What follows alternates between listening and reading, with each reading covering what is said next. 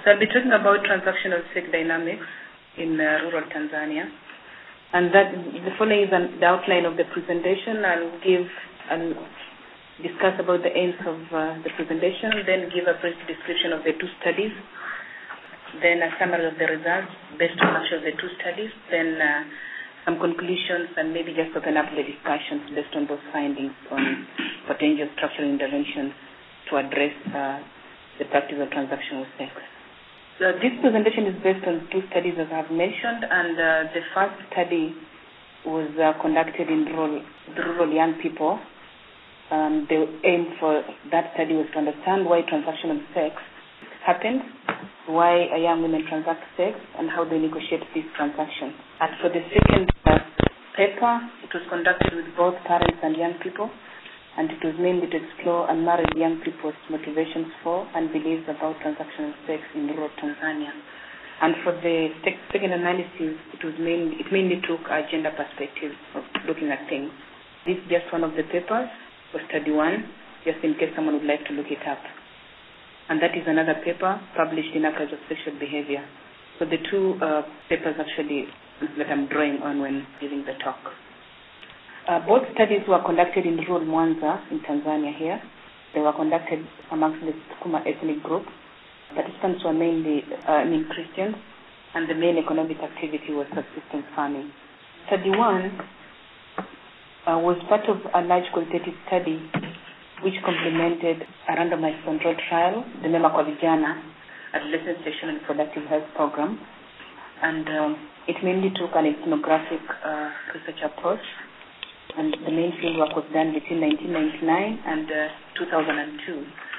And study methods were mainly participant observation and in-depth interviews with young people aged 14 to 19 years old.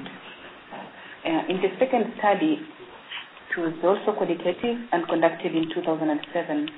And it involved 46 in-depth interviews with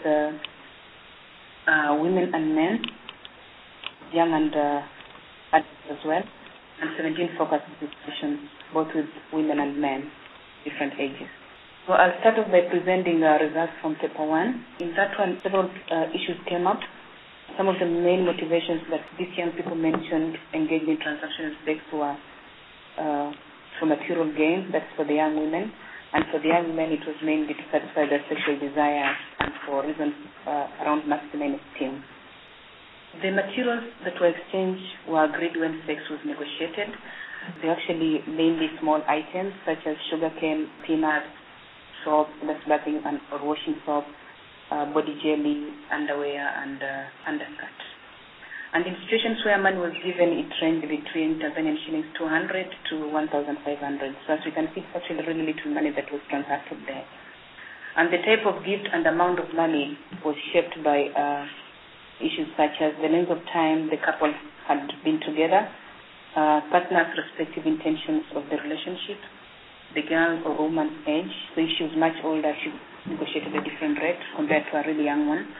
And then perceived financial needs of a particular girl, physical attractiveness and respectability, and the boy or the man's perceived affluence and the season of the year, because availability of money also varies according to the season in this context. So I'll discuss some of these things as we go along. An interesting thing that came up was that there was actually bargaining involved in most of these transactions, and a partner's current circumstances actually really shaped what happened during the bargaining for the amount of money or the gift. And it varied with the women's material needs, also man's access to material resources, and stage of their relationship. And it was observed that men exploited a woman's economic vulnerability and economic circumstances to strengthen their bargaining position. The amount of money given was also shaped by a male partner's access to resources and a girl or woman's bargaining skills. And one thing that we observed was that as the relationships developed, the bargaining power shifted from the woman, the girl, to the man, and less was paid in exchange for sex. So in the beginning, the girl seemed to be much in control, but after she had sex, then the power shifted. And we interpreted that to mean that the man might have found actually a woman desirable after the prestigious seduction and fantasies of sexual conduct had been realized by the woman agreeing to have sex. And then also there was also the issues of respectability, whereby once a woman succumbs to sexual pressure, then her reputation somehow lowered, so she would actually get less if once she agrees. And that's just an example of bargaining, whereby a male informant said, when I told the girl that I want to have sex with her, she told me to give her 2,000 shillings. I told her that I did not have that amount of money, and the girl said I should then give her 1,500 Tanzanian shillings. I told the girl that I did not have that amount, but I could give her 700. The girl said that the money was not enough. And after long negotiations, we agreed that I should give her 1,000 shillings. So as you can see from that example, these girls are somehow actually skilled at negotiating for what they should get. Men sometimes actually made promises that they sometimes fulfill for several reasons, because they also wanted to have sex for free at some point. And they also sometimes ask to have sex for credit, pay it later.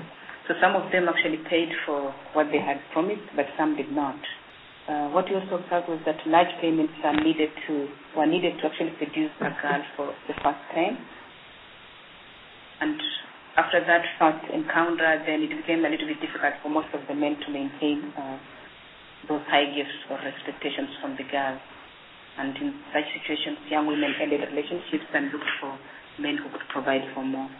Looking at what was reported, there were several reasons that were behind this engagement in sex for exchange, and one of them we think was poverty, whereby most of the transactions were actually mainly to elevate extreme poverty, because young people used the money obtained from such exchanges to obtain things that are actually very basic, such as food and clothing. They reported that this was mainly because they rarely got economic support from their parents, and for the school girls, they used this money to spend on items such as school books, pens, shoes, uniforms, and food at school.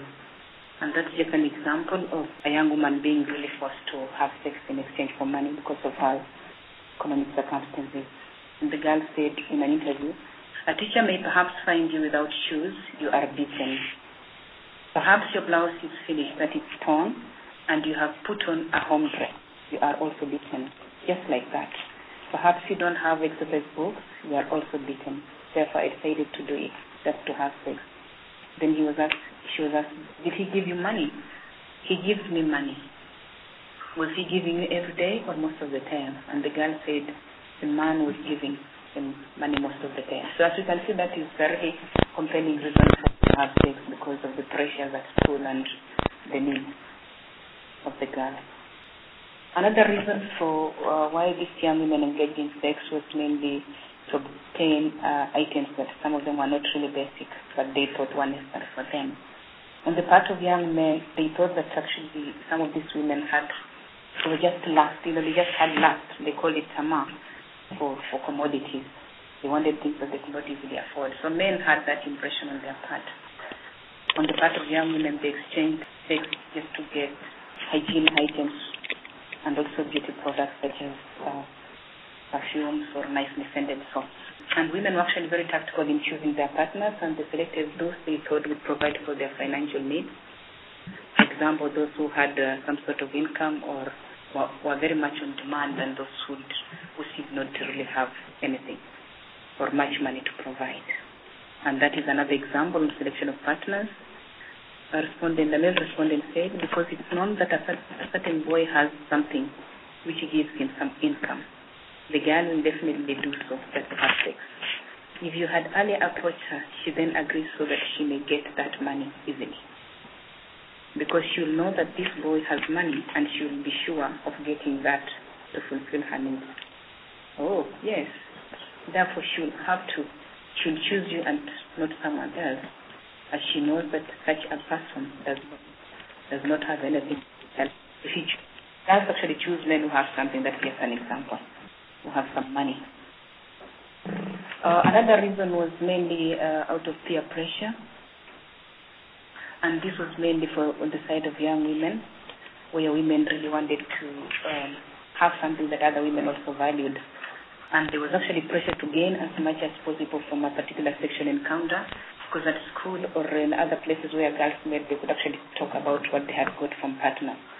So those who seemed to really not have got something or much, so it wasn't really positive on their part. Then there was also pressure to conform to conventional consumption of modern things among girls. And there was just a wish to actually also participate in discussions around transactions. So in the pressure to really take part. That's an illustration on pressure. A young woman who had left school talked about this, having succumbed to pressure in the following: before or after any girl has sex, she's given money by her boyfriend. If the girl is not given money, other girls laugh at her in school. Girls knew those who were not given money by their boyfriends by seeing them constantly without money and not being able to afford things such as high cake and other foodstuffs during break. So you can see that is really a good example of how peer pressure might have actually driven this practice among school girls. Other reasons were also things such as gaining capital to start small business, and this was mainly for the much older girls who really had some skills around spending. Okay. Exchange also had some symbolic dimension, such as really indicating that one was the right person to get married to, because giving gifts consistently was seen as a sign of love and also as a sign of generosity on the side of a man. And the size of gifts given were interpreted as a sign of affluence and therefore suitable for marriage. But one interesting thing to also note on that was that once the man married or couple got married, then the man did not provide at the same level as he provided before they got married. As we all know, transactional sex actually is likely to increase risk for HIV infection, and as we've seen from those few slides in that paper, it provides a dynamic for partner change. It is seen as the exchange varies and keeps changing according to the stage of the relationship. Then the girl is motivated to go into another relationship with a new partner so she can earn more. And it also makes particular people attractive as sexual partners who, given the current distribution of HIV, are more high risk. For example, affluent men and people who are newcomers from towns, the ones having money. And it also creates an even power relationship, which makes it difficult for girls to negotiate for condom use. So there were situations whereby men talked about really getting value for their money by not really wanting to use a condom. Now moving on to paper 2. This paper, as I've mentioned before, took a gender perspective and mainly discussed this along male and female lines of looking at this practice and both parent and young people's views on what they thought transactional sex meant. There was a kind of a general view amongst the men that sex is not free and it should never be free. They equated sexual exchange as actually getting meat from a butcher, which they thought and really get it free. And as you can see in that example there, you can't stop them because you can't get meat from a butcher for free. Know that it is a butcher's shop. I mean those private parts. You have to give money to get meat. A young man described sexual exchange as a good way to get a woman to satisfy their sexual desires and also to prove their masculinity. Now this is in a much older age group of young men. And in a group discussion, they talked about this as sexual exchange means the easiest way to get a partner. It means that girls usually have lots for things which are out of their ability of men. On the part of women, they thought that sex without exchange was actually demeaning and it was equal now to prostitution. Or it was just being stupid for someone to have sex without being given anything in return.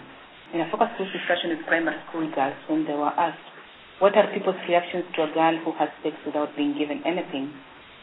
They said she is a prostitute. They call her prostitute.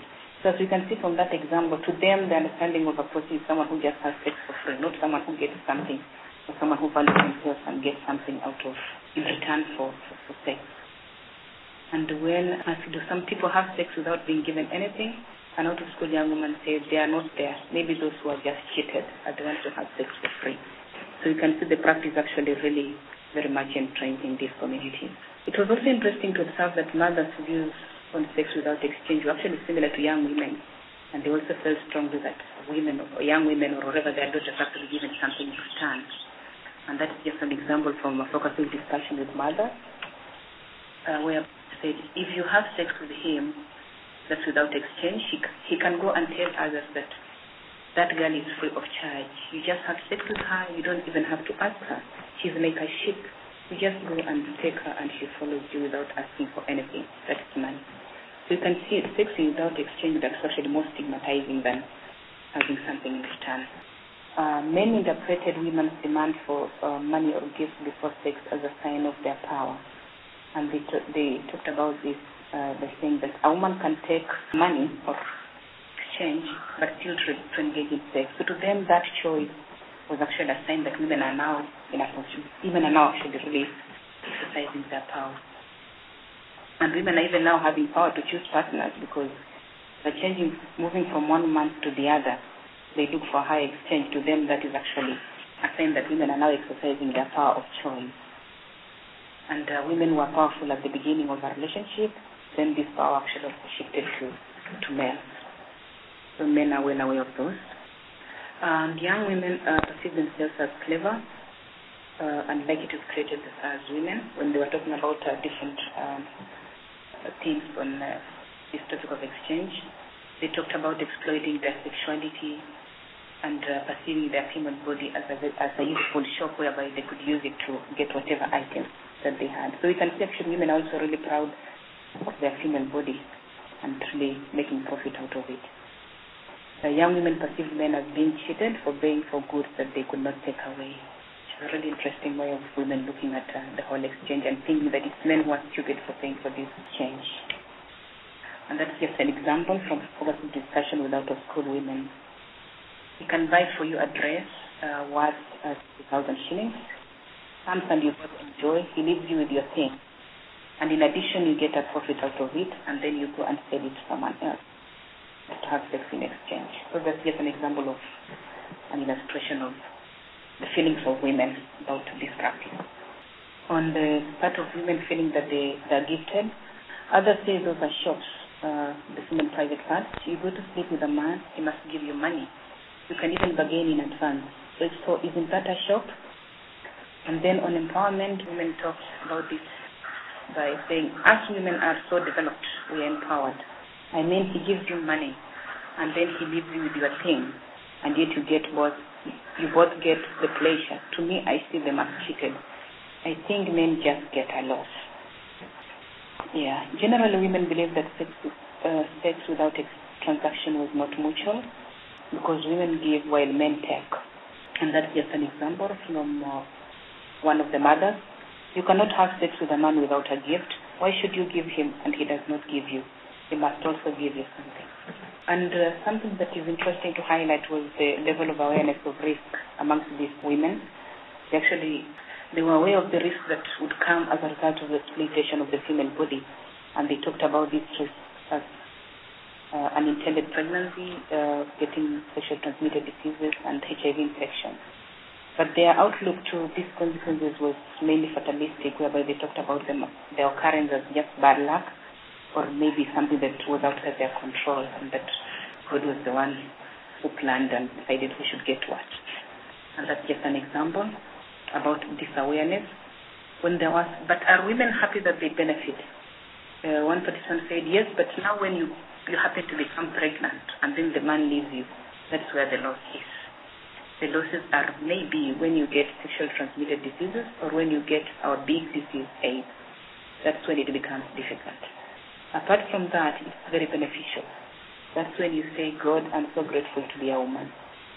Transactional sex is widely accepted by both parents and young people, and in fact it's the lack of it that is actually perceived as negative and demeaning to a woman.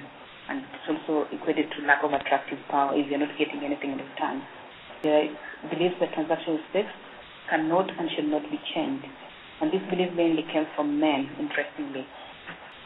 They talked about someone trying to change this as leading to rape or high turnover of partners because they felt no woman would agree to have sex without anything. So they didn't really have anyone to satisfy their desires. And that's just an example. Do you think the practice of transactional sex can be changed? Male parents say, no, just leave it as it is. We can't change it. Maybe you, the researcher, can change it yourself. But for us, that's God's plan. It's not our plan. If it changes, many people will wreck. Because where will you get someone who can agree without money. And then one parent also talked about this as saying, they say no one is loved without money. That's why it's like business. The shortcut to reducing is you give money. I mean, if you love someone, you give money. So those are just actually real examples of strong beliefs that actually surround this whole practice of transactional sex and how widely acceptable, both by the receivers and the givers of the transactions. In conclusion, although transactional sex is mostly linked to poverty, we have actually seen there are other underlying factors that may make it thrive the non. For example, the feeling of autonomy on the part of the woman to express their sexuality. It's also one of those rare opportunities where women feel powerful to face men, because in this context, share the rural settings whereby males are the ones in control in most situations. Young women, this is the only moment whereby young women can face older men and actually negotiate something. So we have to keep that in mind. There's also the feeling of pride and a sense of value to be created women, as you've seen in those illustrations. And there's also just a feeling that it equalizes power in sexual relationships. In terms of implications for HIV/AIDS and gender interventions, I just thought that interventions aimed at tackling transactional sex for women's empowerment and as HIV prevention strategies may need to be approached with caution. They may need to take into account gender and power issues, as we've seen. They may also need to be aware of the beliefs associated with the practice that actually make it thrive regardless of the awareness of the risks. And we also said that interventions to elevate extreme poverty are unlikely to reduce transactional sex, but could of course help women to resist high-risk partners or unprotected sex. And this is where the example of the cash transfer interventions becomes very useful. Okay, I think I've finished. I would just like to acknowledge several people who have really helped out. For example, the study participants in the MAGO DSS and MKV study participants, the National Institute for Medical Research, and the funders and those who provided technical support from the University of Southampton and MRC.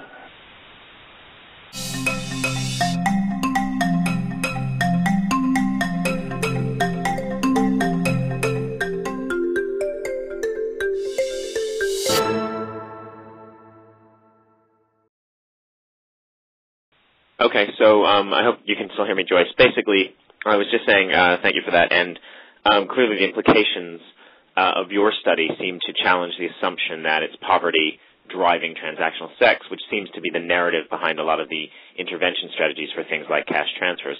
At the end of your presentation, you said they still might be useful for things like it could affect high-risk partners or unprotected sex. Did that come out, I'm wondering, from your study? Did it seem that the poorer of the women had higher-risk partners or were unable to negotiate safer sex because of the transactional value to them? So I'm just wondering kind of where that last point on your second conclusion slide came from, and if you think that really does still justify a cash transfer approach, or if this really challenges the assumptions behind cash transfers. As I was saying, this was mainly a qualitative study, so of course we can't link the same way we could link quantitatively, but we had that impression just looking at some of the girls, because one of the methods that we used in study one was spending time with these families or some of these young people and observing how they lived and how they were actually transacting. So just spending time with them even in the evening.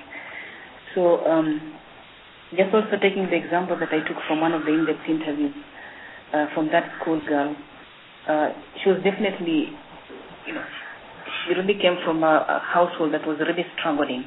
She did not even have school shoes, school uniform, even books. So for her, actually, she really mentioned, and remember she mentioned up to about 12 partners, and she was just in class 6, year 6. So clearly for her, actually, to say poverty is a factor because she didn't really seem to have to choose her partners or to have fewer. So she was really out to maximize on what she could get from different partners. So in that regard, we could say that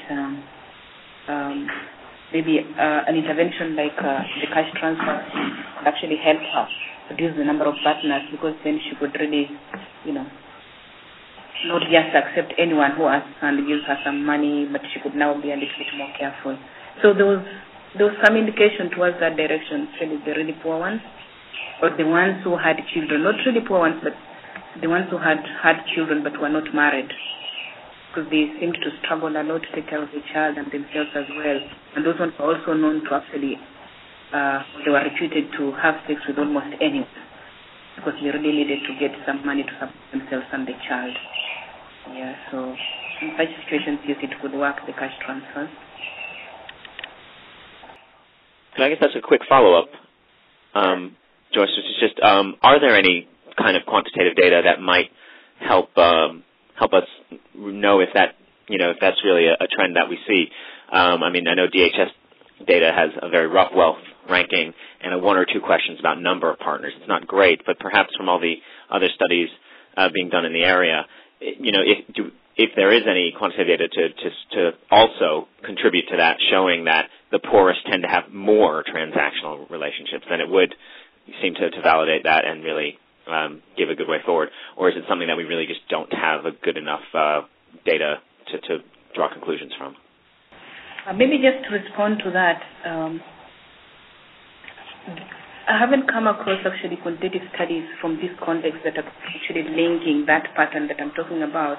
But the ones we have, they just kind of produce descriptive statistics in terms of number of, let's say, young people who report transactional sex. It's just those patterns who report transactional sex versus number of partners, transactional sex versus protection use, but not really now linking the socioeconomic background. I haven't come across one like that, unless if other people have seen. Have you? Okay, thanks. Very interesting presentation. I'm just wondering if you had any other thoughts as to points of intervention in this kind of a context. You mentioned cash transfers, which may not be that helpful. Seems like a pretty intractable kind of context and situation. Anything that could be done to reduce vulnerability? Is that mine or is for the whole group? Well, you first, well, please. For the young, yeah. Well, I don't know. Yeah. I think, in my view, because it's quite a tricky one to really conclude the type of intervention that would be relevant, because you look at it from all angles, and you can see there's also the power aspect. Maybe an intervention like the cash transfer would really be helpful for the much younger girls.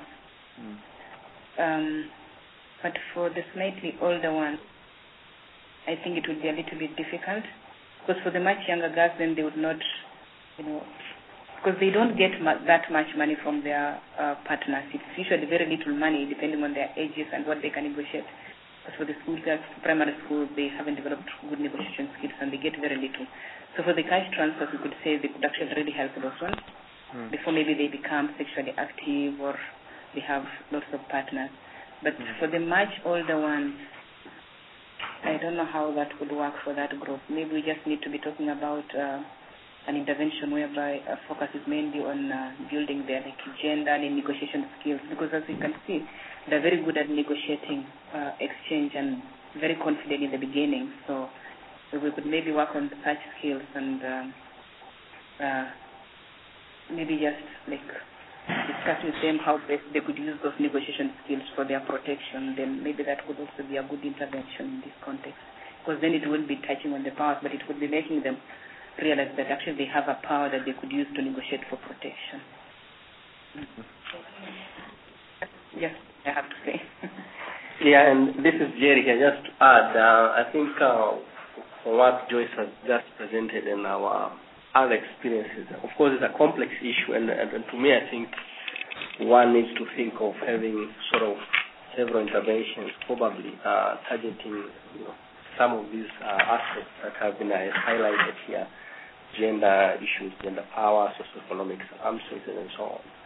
So I think that generally could be the approach, rather than just having one intervention specifically looking at one thing, because there's sort of that interrelationship. So the structural level, talking about gender norms or social norms that lead into the gendered roles, but also issues of socioeconomic circumstances, especially for rural females. I think those ones cannot be ignored. Either, as Joe said, younger girls buying like school uniforms, books. That tells me that they really want to go to school, but there's not enough support from the parents and so on and so forth. This is Lori. I actually wanted to follow up on that, and I have a question which goes to, it's intriguing to me that the system, the normative system that he's evolved in this setting is sort of opposite of what you see in other places, where those who exchange sex are prostitutes versus and are stigmatized versus the other way. And what's intriguing about that to me is you frequently see this, for example, where people will say around domestic violence, well, he beats me because he loves me.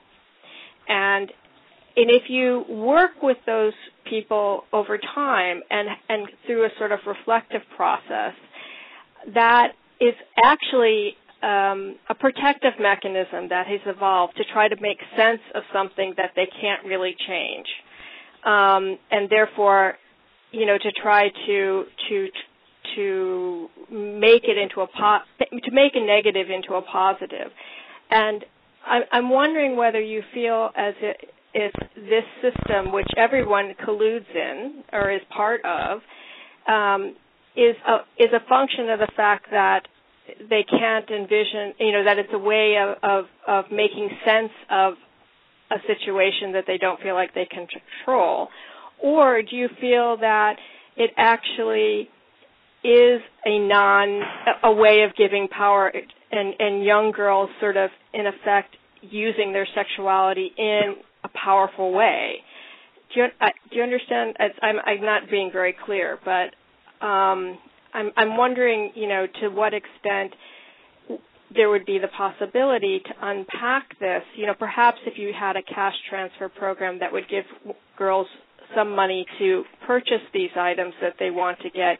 But it seems to me you would need to have some sort of parallel effort, both with the girls and mothers and peers, to dissect or take apart sort of the assumptions behind this idea that sex is only, that you're stupid if you have sex without exchange, and sort of try to create an alternative logic around sex as a form of intimacy as opposed to a form of exchange. And so I just was wondering your thoughts on that. That's for Joyce. Oh, that's for me. Yeah, what you say actually really makes sense, but one thing that maybe we need to keep in mind is just trying to look into how the whole the background of transactional sex in this context, because it's not something traditional. It's something that I think really just gained ground with the cash economy. If you try to look back and talk to some of the old people, in the past people didn't used to transact sex. And people, there were a few, of course, sex before marriage, but in situations whereby they happened, there was no negotiation. Men talk about this as you just you find a woman and you just force her. It's not really talking that they negotiate or exchange anything. That's how the relationships happened. But in the past, things were different because exchanges were mainly at the family levels, whereby parents were the ones actually receiving money or bride was whenever a girl got married. So the situation has now changed with this, with socioeconomic change, development, schooling, and everything, whereby girls are now staying on much longer before they get married. They're now having children out of wedlock, and they're struggling within families, and they have to have things that were not really maybe necessary in the past. So in that situation, actually, exchanging what you have to get something to support yourself has become kind of like the norm. And even parents and everyone is feeling that, women should be getting something. So given that background, it's just really difficult for me to really say what can be the best intervention, but certainly spending some time with them to unpack to see whether actually they're really engaging in this thing or saying whatever they're saying just to console themselves, or if they actually mean it, maybe that would be one way forward. But that was just a background that maybe people can reflect on and really advise. Because if the whole community is... Sorry, this is Catherine. Could I just chime in? Sure.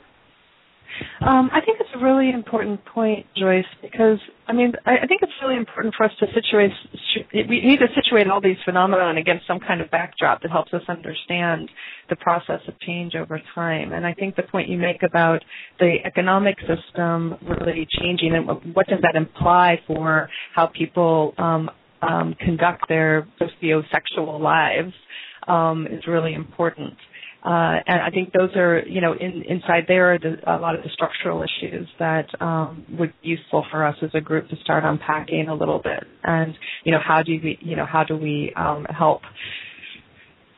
help initiate the kind of behavioral change that, HIV prevention wants in these incredibly complex and economically changing contexts. And so I get the sense that folks are just mired in a lot of change that isn't always, they're perhaps reflecting on or figuring out. Well, yes, we are telling young girls that we want them in school, not providing them with the resources they need to be there safely. So what does that mean? There's a lot of gender role change going on. There's a huge amount of economic change. There's huge amount of stress on the system. And what does that produce? And how do we help communities understand what's going on around them in a way that helps them protect children? All parents want to protect their children, right? So I think it's an important point. I think this is going to be a topic that we're going to be grappling with over the next 6 years. So this is just the very beginning.